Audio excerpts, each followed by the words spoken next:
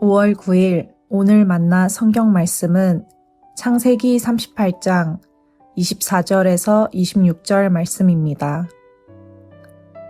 석 달쯤 지난 다음에 유다는 자기의 며느리 다말이 창녀짓을 하여 임신까지 했다는 소문을 들었다. 유다가 명하였다. 그를 끌어내서 화형에 처하여라.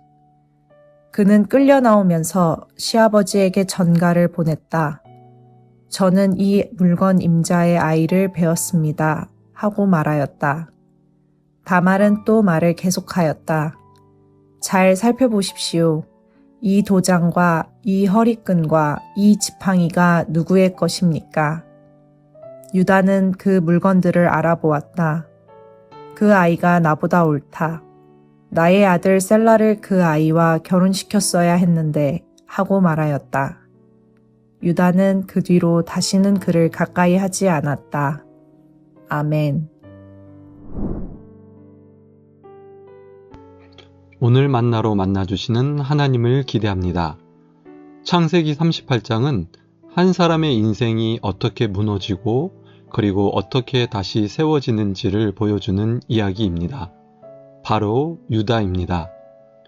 유다는 창세기 37장에서 동생 요셉을 팔아넘기는 일에 앞장섭니다. 그리고 38장 1절에서 형제들을 떠나 내려갔다고 말합니다.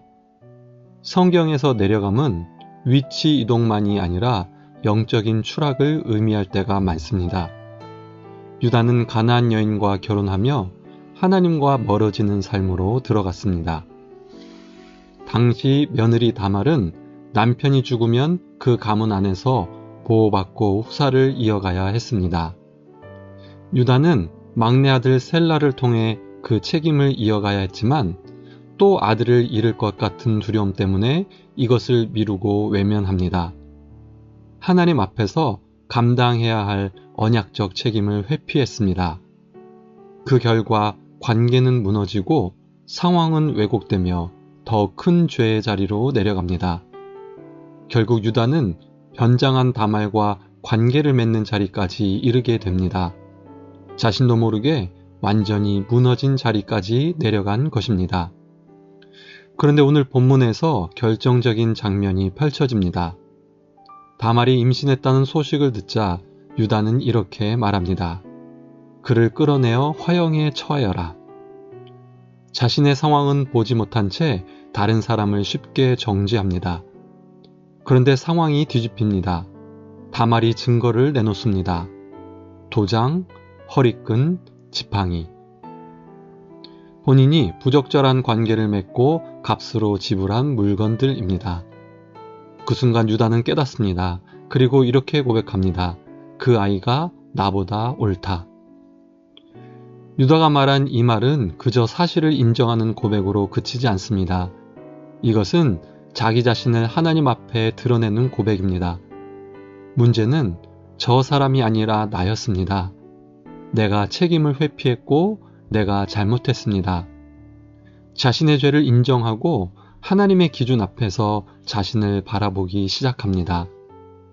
더 중요한 것은 이 고백이 이후 삶의 방향이 바뀌는 출발점이 되었다는 점입니다.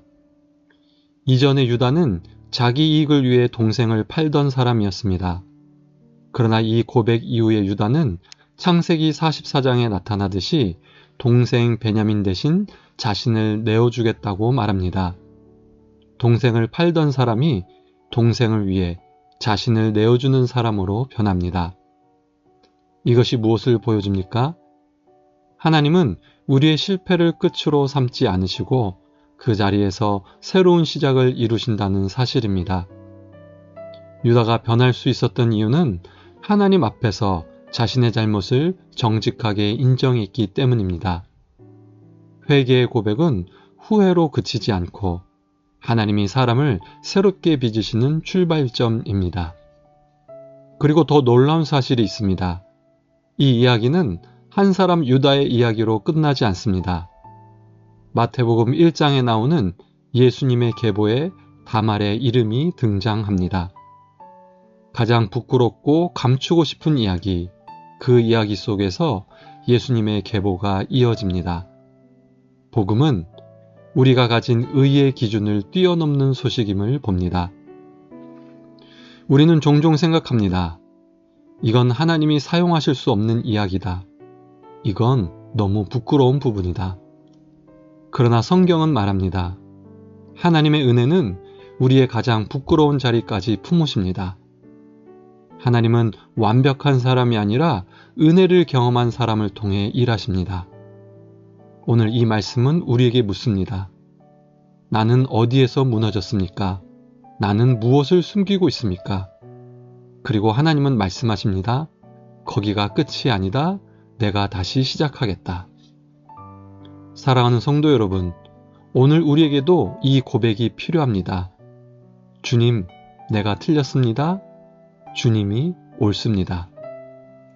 그 고백이 시작될 때 우리의 인생도 다시 시작됩니다.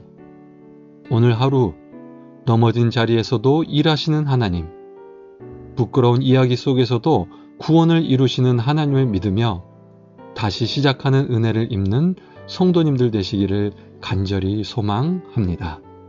기도하겠습니다. 하나님 아버지, 우리의 연약함과 부끄러움까지도 품으시고 다시 시작하게 하시는 은혜에 감사드립니다. 다른 사람을 정죄하기보다 하나님 앞에서 나 자신을 돌아보며 정직하게 인정하는 믿음을 주옵소서. 우리의 숨기고 싶은 자리까지도 주님께 내어드리며 회개의 고백으로 새롭게 빚어지게 하옵소서. 넘어진 자리에서 끝나지 않게 하시고 그 자리에서 다시 일어나 하나님의 뜻을 살아가는 삶이 되게 하옵소서. 예수 그리스도의 이름으로 기도드립니다. 아멘. 두 가지 제목으로 기도하겠습니다. 우리의 연약함과 죄를 숨기지 않고 하나님 앞에서 정직하게 인정하며 회개의 고백을 통해 다시 시작하는 은혜를 누리게 하옵소서. 예배를 위해서 기도하겠습니다. 하나님, 우리의 예배 가운데 임재하셔서 나의 의가 아닌 예수 그리스도의 의를 통해 삶이 변화되는 은혜를 주시고 모든 성도들이 하나님 앞에 정직하게 나아가는 예배가 되게 하옵소서. 이 기도 제목으로 기도하신 후에 개인 기도 하겠습니다.